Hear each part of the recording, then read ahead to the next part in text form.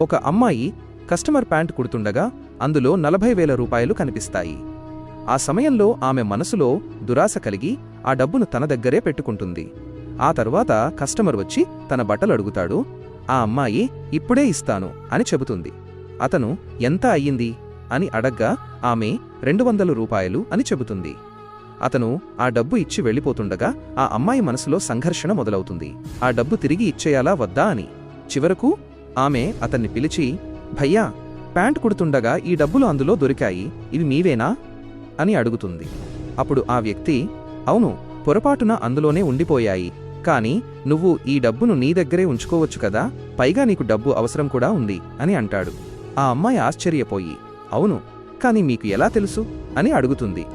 దానికతను, నేను ఉదయం బట్టలు ఇవ్వడానికి వచ్చినప్పుడు మీ ఇంటి యజమాని నిన్ను తిట్టడం చూశాను.